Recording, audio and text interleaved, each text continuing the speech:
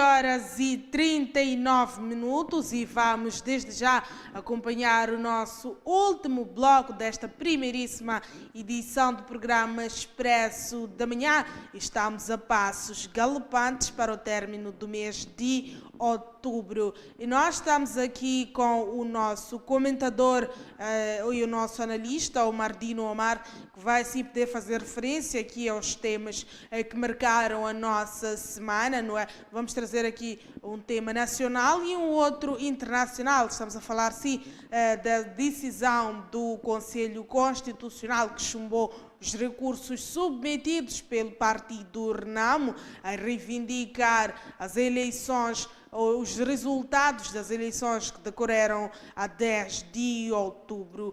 E também temos igualmente os resultados do Brasil, como disse há bem pouco tempo, que os brasileiros teriam se exercido o seu dever de voto no último domingo. E Bolsonaro, Jair Bolsonaro, é assim conhecido como o novo presidente que vai se dirigir o país nos próximos 5 anos. Muito bom dia, Martino. Bom dia. De facto, nós temos aqui como primeiro tema do dia a questão do chumbo dos recursos submetidos pelos partidos de oposição cá em Moçambique. Estamos a falar do partido Renamo e assim como o Movimento Democrático de Moçambique.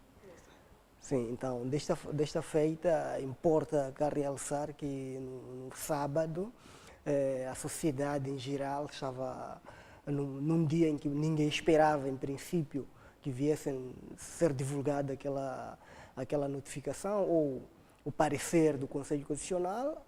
Acabou-se dando um veredito negativo aos instrumentos submetidos pelos partidos de oposição. Então, este facto marcou demais o final de semana pelos contornos em que este processo está a levar, tomando em conta que se esperava bastante que houvesse um parecer dado às reivindicações que são levantadas, mesmo no intuito de poder-se analisar aqueles instrumentos, mas voltou-se a repetir a mesma feita quando dos recursos submetidos a reivindicar a readmissão dos candidatos então excluídos, estamos a falar de Venâncio Mundial na altura, assim como de Samora Machel Júnior, que representava o movimento associativo Ajude. Então, o Conselho Constitucional voltou a dar um improvimento a esses instrumentos, alegando mesmo a questão de terem extravasado o tempo. Então, esta situação, de facto, vem preocupando a sociedade. Mas este resultado, desculpa interrompê-lo, é um resultado que já se previa ou nem por isso? Bem, de facto, algumas alas, alguns canais de opinião pública avançavam que já era de esperar, tomando em conta o feitio do funcionamento dessas organizações, mas também havia uma certa expectativa por parte dos requerentes de que haveria um parecer favorável no intuito de tudo aquilo que era avançado, mas tomando em conta que os tribunais locais já vinham recusando estes instrumentos, não se esperava lá tanto que o Conselho Constitucional pudesse avalizar estes instrumentos no intuito de repetir-se ou repor-se a verdade segundo os partidos que reivindicam. Exato. Mas um problema que se levanta é que avança-se sempre pela mesma perspectiva, ou seja, há sempre aqui um recusar constante em analisar a oposição a todas as reivindicações que são colocadas pela oposição, como esteve aqui a levantar o caso de Venâncio Mondlane e também da candidatura de Samora Moisés Machel Júnior, que também receberam o não do Conselho Constitucional. Com que imagem o nosso Conselho Constitucional fica perante a sociedade com estes recorrentes não à oposição? Bem, de facto, o que se assiste aqui é que o problema de termos organizações deste nível partidarizadas, ou seja, composta por membros oriundos dos partidos de oposição, aliás, dos partidos políticos, sim, isso cria este constante não, porque nós estamos num contexto em que, diríamos nós, de uma democracia representativa, ou seja, quem tem maioria parlamentar, então tem maior número de membros, seja na CNE, seja a nível do STAI, seja a nível do Conselho Constitucional. Então, esta forma de funcionar, obviamente, sempre recorre essa questão da votação. E quem é o requerente? O requerente é quem é minoria nesses órgãos. Então, tendo essas situações todas, é muito caricato, é talvez o momento de começar-se a repensar se nós é este tipo de modelo dessas instituições que nós pretendemos, ou mesmo que essas instituições sejam imparciais, sejam apartidizadas, porque isso permite com que elas funcionem de forma autônoma, sem que hajam tendências, ou talvez sem que levantem questões como essas, de serem vistas num contexto de tenderem a defender os interesses partidários em detrimento dos interesses que se acham serem nacionais, que é ver todo moçambicano, independente da sua cor partidária. Porque acreditamos que não só os representantes deste partido ou os cabeças de lista estavam a concorrer, queriam ver esta revisão, mas também quem terá depositado o seu voto nestas organizações ou nestes partidos da oposição. Também esperava ver, outros tinha a esperança de ver revistos os resultados. Sim, a sociedade civil moçambicana em particular, que representada por uma das organizações que cá não me interessa citar, trouxe um parecer um tanto negativo sobre os resultados das eleições, no intuito, em função de tudo aquilo que foi se reportando, que foi acontecendo e que todos nós acompanhamos, das escaramuças, a violência, o nível de violência que se assistiu em muitas autarquias, isso definitivamente mancha o processo. Mas também o sentido social que a população dessas cidades, na qual são apontadas como as principais zonas de conflito, estão a apresentar. Ou seja, se tu entras, por exemplo, nas páginas oficiais de certas pessoas ou certos candidatos vencedores, tu vês um nível de resposta que as pessoas dão aos comentários, aos posts que essas pessoas fazem. Ou seja, há um nível de insatisfação social que precisa ser revisto. Não basta pautar-se mais pelo legalismo, que um professor cá da praça, diria eu, o professor Bazam Mazula, chama de falta de sabedoria, que eu concordo bastante, porque é importante analisar-se o instrumento. Agora, reprovar o instrumento porque não seguiu certos procedimentos legais, obviamente isto é um excesso de zelo que prejudica o sistema todo em si. E periga um conjunto de estar e de fazer as coisas dentro da nossa sociedade, porque, de facto, a sociedade esperava que, com aqueles resultados na qual nós assistimos, houvesse aqui um pouco de senso, porque o que nós vamos assistir nos próximos tempos, com a divisão dos assentos, caso não hajam aqui objetivos avessos àquilo que são interesses da maioria ou de uma certa franja social, popular desses partidos, caso haja talvez uma suposta aliança entre os partidos da oposição, que é um dos debates que está a ser levantado a nível do nosso país, poderemos assistir situações de ingovernabilidade. Estamos a falar, por exemplo, da Matola, em que juntar os membros dos dois partidos da oposição dão vantagem, ficam com vantagem em relação ao partido no poder. Então, indo para a questão também do coisa, de Moatiz, indo para a questão de Alto Moloco e os outros dois, isso fica praticamente ingovernável. Então, era importante que existisse aqui um mecanismo de verificar, de fazer perceber à sociedade que de facto há um caminho por se seguir, há uma forma de estar, porque eu defendia isso nos artigos, que estaremos aqui constantemente num sistema que vai permitir mais intercalares do que o anterior. Ou seja, esse novo modelo de governação das minorias, porque esse modelo eleitoral que nós temos permite com que as minorias governem. Então, onde a minoria governa, obviamente que não há estabilidade governativa, e aqui é importante que que se avalie esta perspectiva, que se veja até que ponto esta revisão serviu de facto para acomodar aquilo que se esperava, ou mesmo veio aqui para criar questões de paralisação de municípios, de paralisação governativa que não irão facilitar o desenvolvimento desses mesmos locais. Ou seja, a Matola, logo que o Conselho Constitucional vir a validar, porque já com essas negações já percebe-se aqui qual é o fim, que vão ser validados os resultados, vai se aprovar, vai se marcar as tomadas de posse, mas vamos assistir situações aqui tremendas de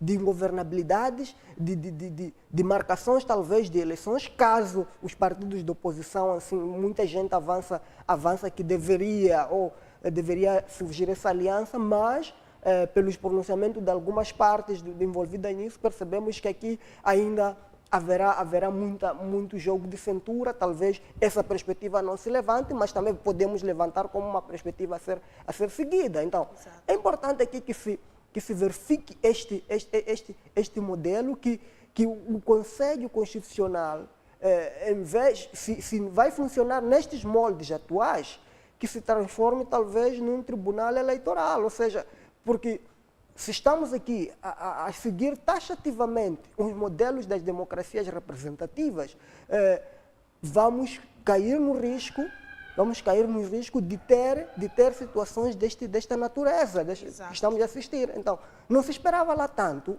de que existisse, de facto, uma mudança de posição face àquilo que se assistiu nos últimos tempos a nível deste todo o processo eleitoral. Nós já assistimos chumbo de candidatura, já assistimos a questão de revogação de recursos que foram submetidos ao próprio Conselho Constitucional, e hoje estamos a assistir a essa situação. Então,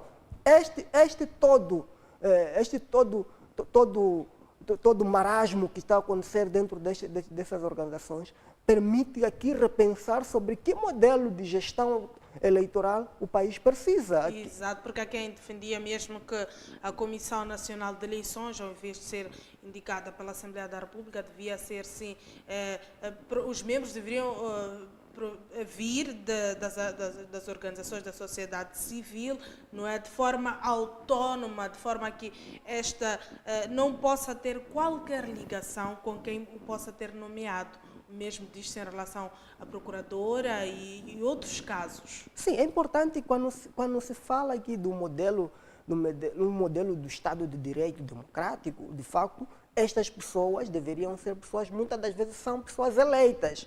São pessoas eleitas em que há um certo perfil que se precisa para as pessoas poderem governar estes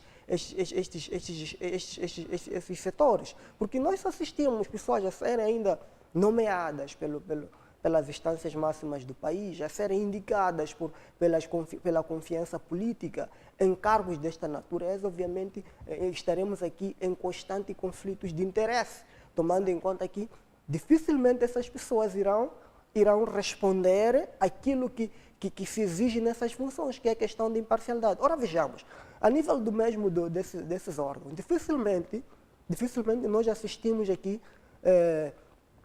os presidentes, por exemplo, um exemplo simples, o presidente do Conselho, da Comissão Nacional de Eleições, dificilmente ele vota, sempre opta pela questão da abstenção, dificilmente, aliás, ele decide, tudo remete à perspectiva de votação. Isto é um problema sério, porque por que nomear alguém para uma função em que ele não consegue deliberar sem colocar a questão da plenária, sabendo-se de antemão que, mesmo com a união de todos os membros da oposição, dificilmente este mecanismo vai permitir com que se vote a favor daquela reivindicação. Nós assistimos mesmo, pediu-se, acho que foi o Partido Renamo que pediu em sede do Conselho Nacional, da Comissão Nacional de Eleições, para revisar a recontagem dos votos, mas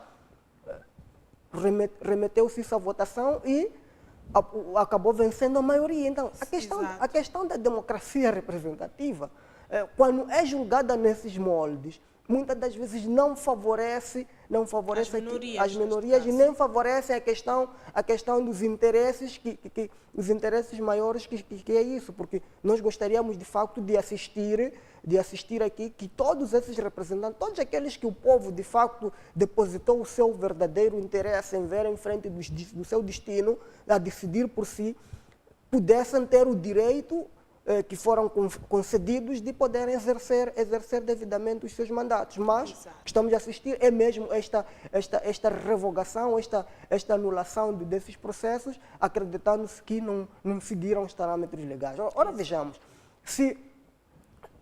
qual é o tribunal que a gente saiba a nível nacional que abre o seu trabalho nos finais de semana?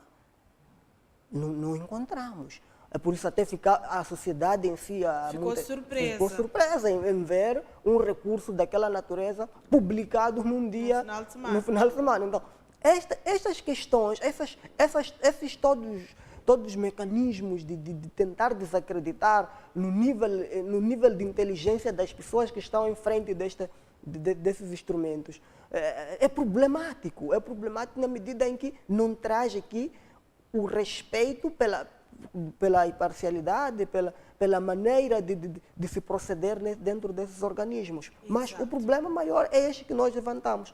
É o problema de termos instituições partidarizadas, instituições viradas a interesses de um grupo em detrimento do interesse geral. Ou seja, se esses organismos pudessem velar pela maioria, por todos os moçambicanos, naquilo que se pretende, mesmo pelo menos admitindo a verificação exaustiva daquele instrumento, deixando esses todos os mecanismos legalistas que se levantam aqui. Porque caso funcione assim, estaremos aqui a corroer mais a nossa imagem, estaremos mais a frustrar mais o epíteto social que se assiste em Moçambique, aliás, do que ver uma sociedade melhorada, uma sociedade que precisa de facto que se verifique as coisas no seu sentido causístico, em vez daquilo que se assiste em revogar as coisas porque talvez o documento não seguiu os dias, não respeitou este e aquele princípio. Doutor, agradecia que deixasse ficar as suas últimas considerações. Infelizmente o tema foi bastante interessante, que acabamos deixando de lado. O outro, em jeito de fecho mesmo, que queria que comentasse em torno das eleições no Brasil, onde já sabemos que Jair Bolsonaro é sim o novo presidente do Brasil. Bem, de facto, o Brasil foi às eleições ontem, como um país irmão. Isto remeteu-nos a uma análise, um acompanhamento deste processo de uma forma mais atenta, e o que se assistiu foi a repetição dos resultados da primeira volta, porque hoje, no Brasil, falar do Partido Trabalhista é falar de um partido ligado a questão da corrupção, é falar de um partido ligado ao aumento do desemprego, ao aumento da criminalidade. E quando aparece alguém, independente de um certo radicalismo, mas que traz aqui uma questão de recuperar a ética social que muitos analistas de ciências políticas a nível do Brasil levantam, é mesmo confiar nesta pessoa, porque talvez promete trazer aqui uma certa segurança do Estado, promete trazer aqui uma certa credibilidade do Estado brasileiro através das políticas que apresenta em detrimento do Partido Trabalhista. Ou seja, o Partido Trabalhista, desde a crise que o Brasil começou a viver em 2007 a 2008, até então foram várias situações que foram acompanhando. Tem dados que avançam que fecharam mais de 200 mil empresas a nível do Brasil. Então os brasileiros estavam aqui a tentar pelo menos ter uma mudança. O importante era mudar. O importante, de facto, neste tipo de situações, quando as pessoas... Aqui é como se estivessem diante de duas lutas. E aquele que aparece a defender, mesmo que a gente não conheça na essência o que irá fazer, mas que aparece como alternativa em detrimento de quem já esteve no poder e se assistiu todo o escândalo, toda a situação que envolveu os dirigentes deste partido, obviamente que acaba sendo penalizado. E neste momento Jair Bolsonaro segue ou já é confirmado vencedor das eleições com 56,7% até as últimas atualizações em que tive acesso.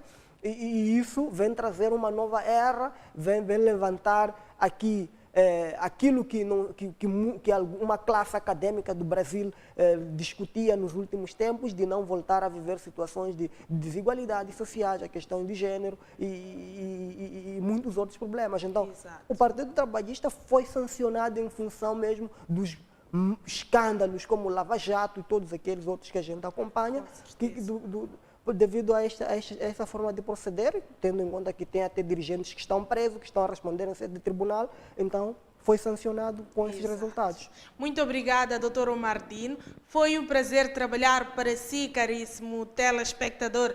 Não se esqueça, temos um encontro marcado amanhã à mesma hora. São 8 horas em todo o território nacional. Bom dia.